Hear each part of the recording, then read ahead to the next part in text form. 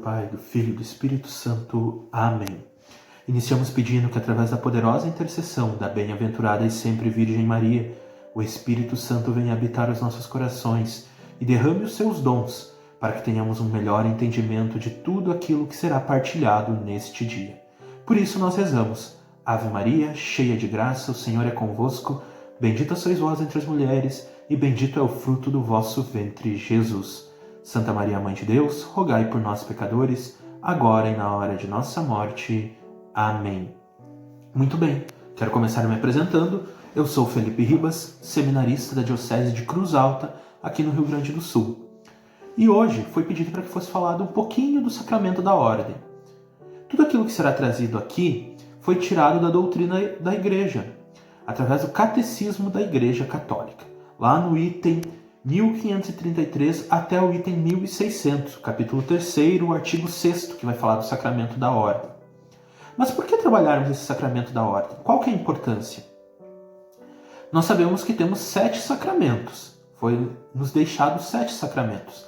Destes 7, 5 deles falam a respeito da nossa salvação individual. Falam a respeito da minha salvação enquanto Felipe. O batismo, a reconciliação, a Eucaristia, o crisma e a unção dos enfermos. Já os outros 2 sacramentos, o matrimônio e a ordem, eles falam a respeito primeiramente da salvação do outro. Sim, são sacramentos que não falam a respeito primeiro à minha salvação enquanto Felipe, enquanto você. Não. Ou seja, aquele que é chamado ao sacramento da ordem, aquele que é chamado ao sacramento do matrimônio, ele está ali para santificar ao outro, para levar o outro a Cristo, através desse sacramento. Claro que um matrimônio, um sacerdócio bem vivido, também contribuirá e muito para a salvação individual. Mas, primeiramente, é a salvação do outro. São sacramentos de serviço, de doação, de amor. Nós sabemos que nosso Senhor Jesus Cristo chama a todos para um seguimento. Todos somos chamados a seguir Jesus. Todos, sem distinção.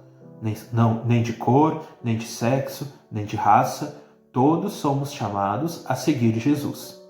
Mas alguns são chamados mais intimamente. São chamados a uma radicalidade maior, a largar tudo, a ter uma vida separada, uma vida diferente daquela que o povo comum leva. Mas e aí a gente pensa assim, mas da onde que se tira isso? Podemos citar uma fonte bíblica. Lá no Evangelho de Marcos, capítulo 3, versículo 13 ao 15. Jesus chama os 12 apóstolos para um seguimento mais profundo, para uma radicalidade maior. Ele pede que cada um deles largue aquilo que faz. Pedro, que era pescador, larga sua profissão. Mateus, que era cobrador de impostos, larga sua vida para seguir a Jesus. Então, sabemos muito bem que este sacramento da ordem tem muitas exigências. Isso nós trabalharemos um pouquinho mais lá para frente ainda neste momento. Mas agora queremos dizer que o sacramento da ordem ele comporta 3 graus, que é o episcopado, o presbiterado e o diaconato. Episcopado são os bispos, o presbiterado são os presbíteros, os padres, sacerdotes, e o diaconato são os diáconos. Pode ser permanente ou transitório o diaconato. Permanente é aquele que é um homem com uma fé comprovada, um bom cristão, que é chamado ao serviço do diaconato, a servir e auxiliar os bispos e presbíteros na sua missão. Muito importante para a Igreja Católica este sacramento do diaconato permanente. E o transitório é aquele que aspira ao sacramento da ordem no grau do presbiterado. Primeiramente, ele vai ser diácono. Para ser ordenado presbítero, primeiro será ordenado diácono e exercerá essa função por um certo tempo, para somente depois ser ordenado sacerdote. Levando isso em conta, nós temos que pensar da onde que vem esse sacramento da ordem. Será que lá no Antigo Testamento já existia? Já existia. Na época dos pais da igreja, dos pais da fé, dos nossos pais da fé, lá Abraão, já existia sacerdotes instituídos? Não. Ainda ali a gente não vê esta figura do sacerdote instituído. Mas já existia a função sacerdotal, que era exercida por quem? Justamente pelos líderes, pelos chefes de família, pelos chefes da tribo. Eles faziam o papel do sacerdote. Qual papel é esse? O papel de mediador, papel de mediação, de conciliação e de libertação do povo, de anunciar a libertação ao povo, de anunciar que existe um Deus que liberta o seu povo. Mas lá no livro de Êxodo, na Bíblia, a gente pode ver que o povo de Israel, Deus escolheu deste povo uma tribo, que é a tribo de Levi, para servir ao serviço litúrgico. E ali a gente vê que eles são constituídos para intervir em favor dos homens em suas relações com Deus, a fim de oferecer dons e sacrifícios pelo pecado. Então, no Antigo Testamento nós já temos esta figura do sacerdote.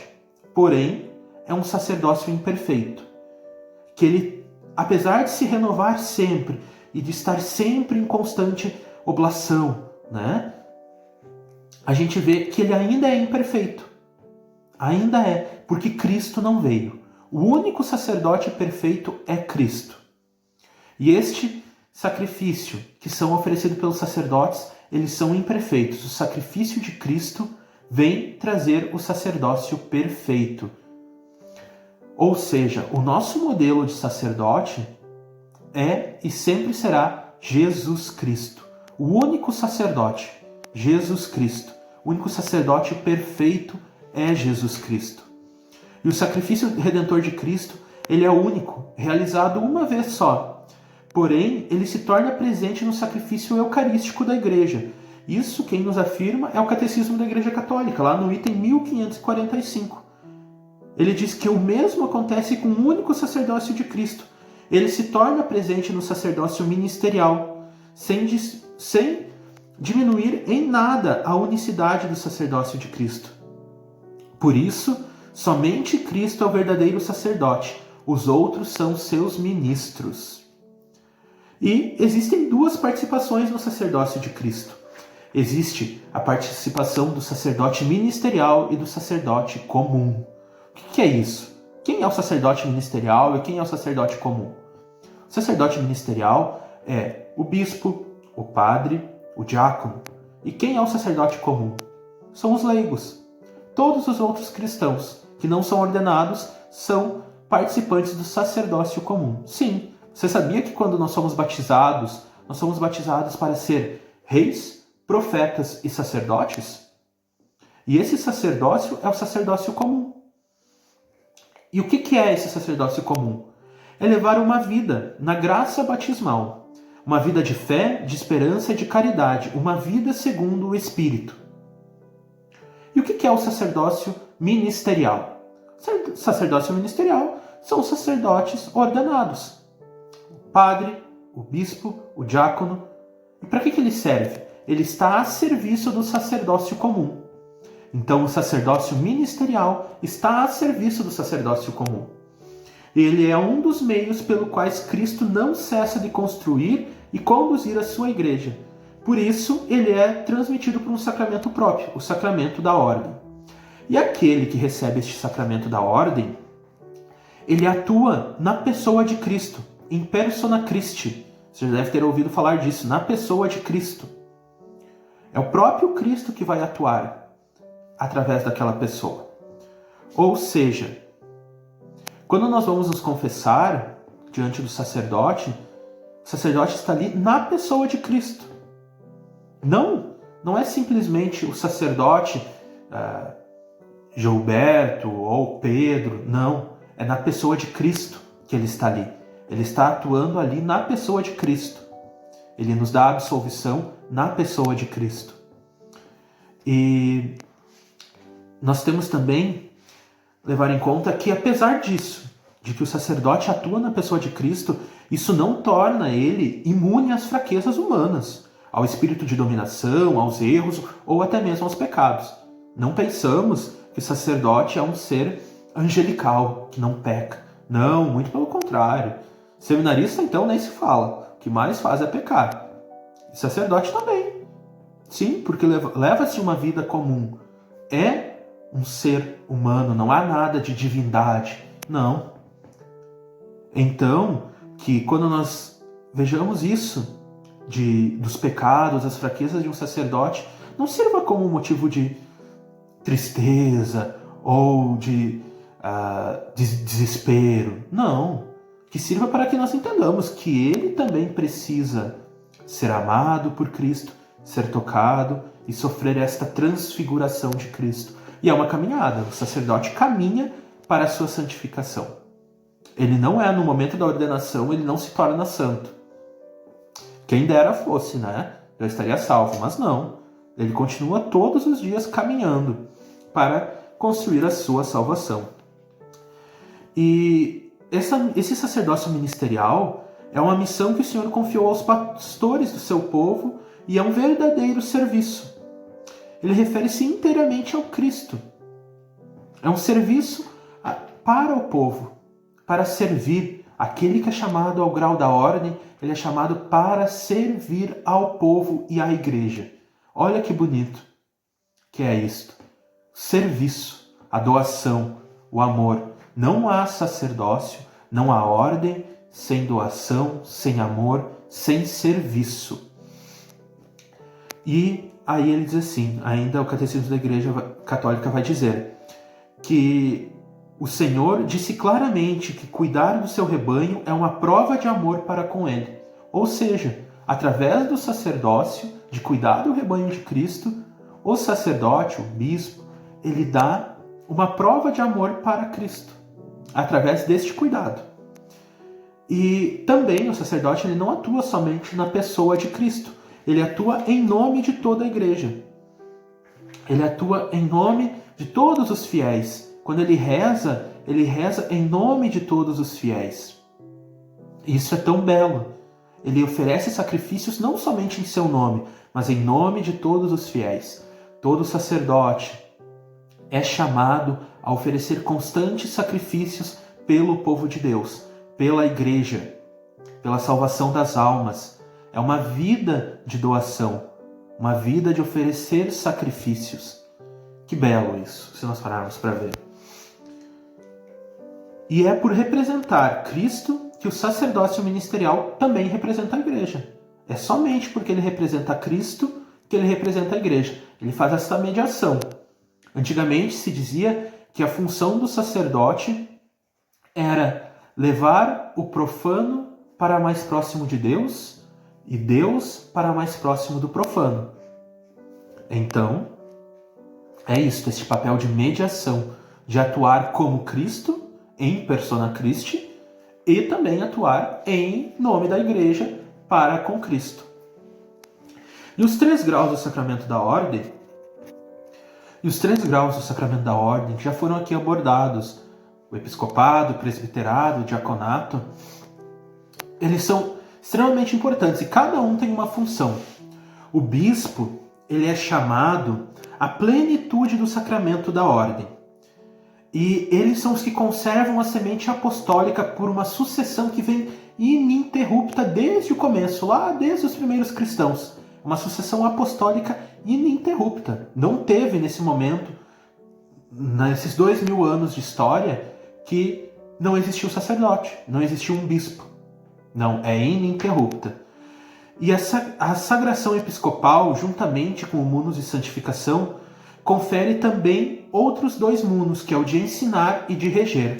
Ou seja, o bispo, ele faz a vez do próprio Cristo, mestre, que ensina, pastor, que conduz, que rege, e pontífice, que leva para a salvação o seu povo. O bispo é responsável por uma porção da igreja, uma diocese.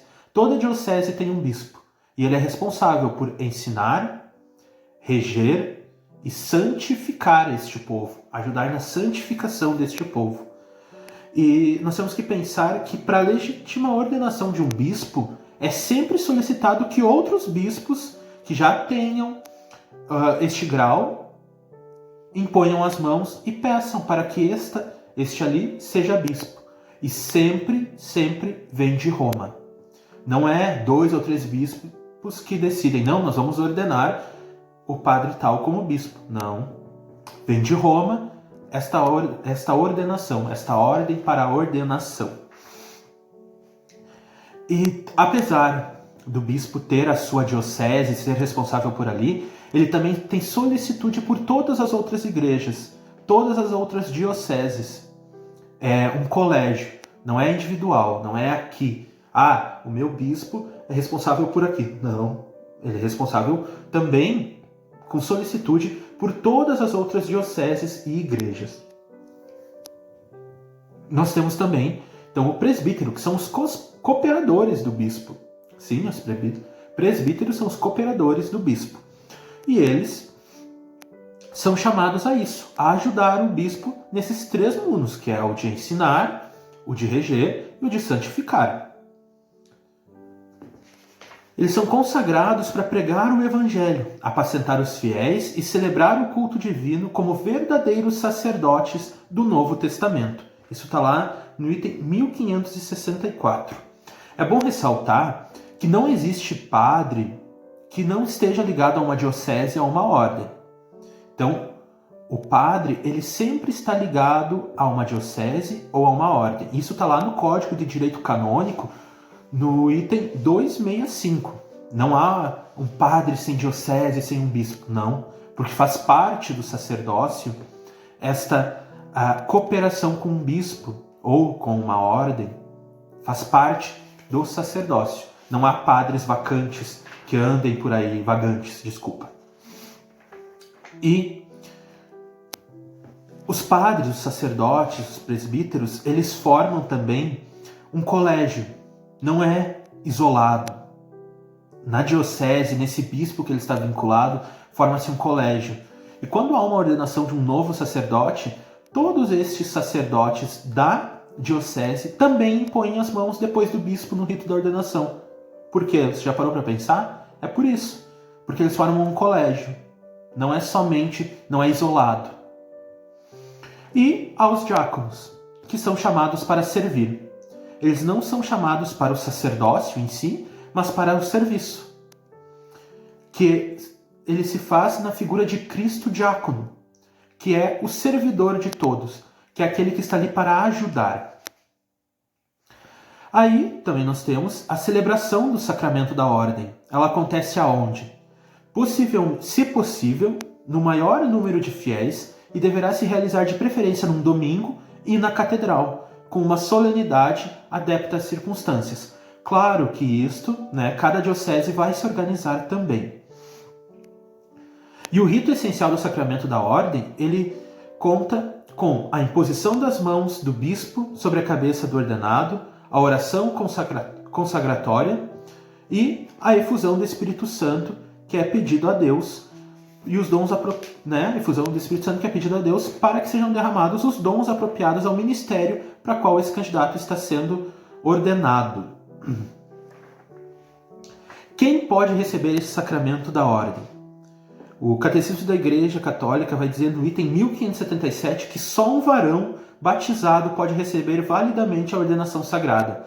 O Senhor Jesus escolheu homens viris, homens que eram verdadeiramente homens, para formar o colégio dos 12 apóstolos. E a igreja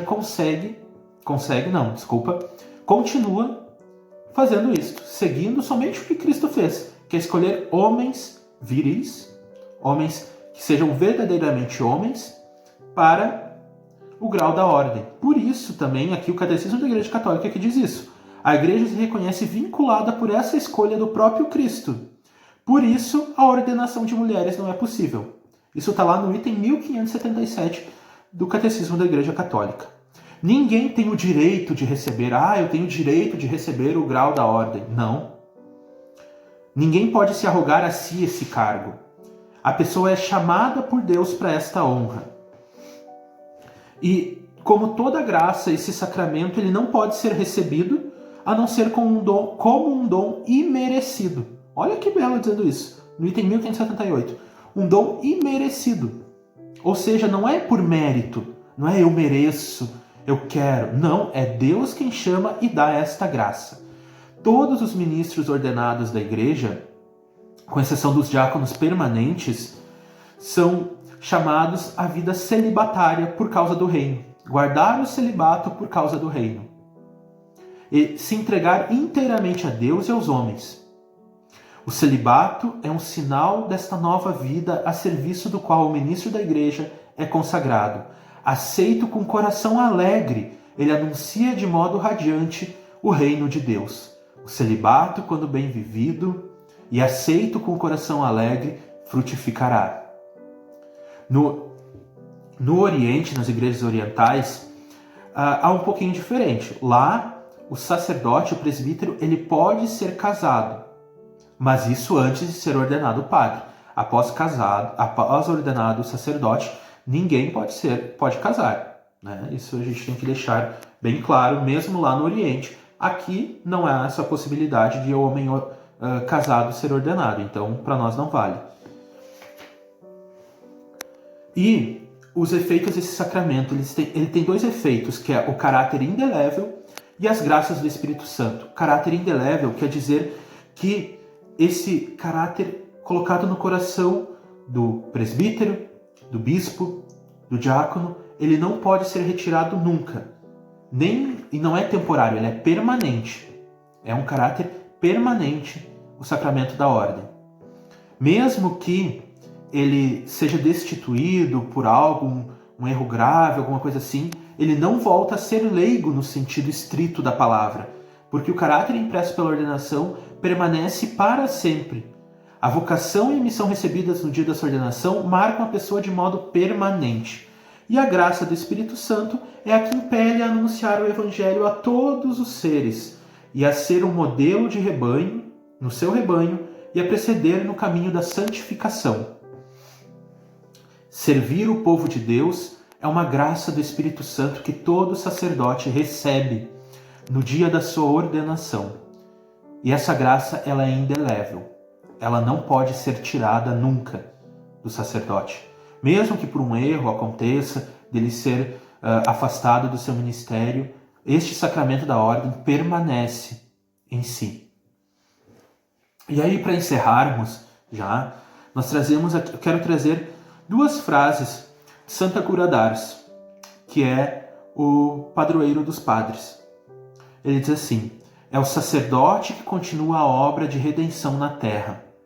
E se nós soubéssemos o que é o sacerdote na terra, nós morreríamos não de espanto, mas de amor. O sacerdócio é o amor do coração de Jesus. Que nós possamos ter isso no nosso coração no dia de hoje. Que o sacerdócio é o amor do coração de Jesus. Possamos amar, rezar pelos nossos sacerdotes, pelos nossos bispos, pelos nossos diáconos, e que eles também sejam o amor dos nossos corações. Que nós entendamos aqui, como diz o Catecismo da Igreja Católica, que mesmo que seja in persona Christi, que tenham um caráter sagrado, ainda são homens.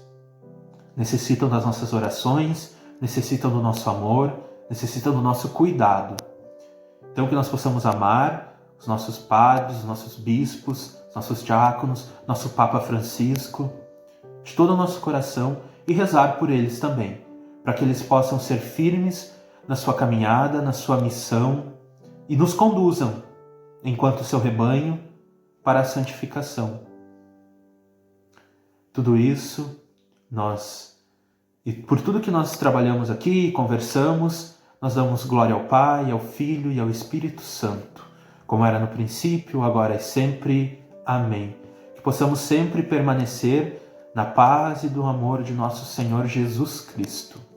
Em nome do Pai, do Filho e do Espírito Santo. Amém.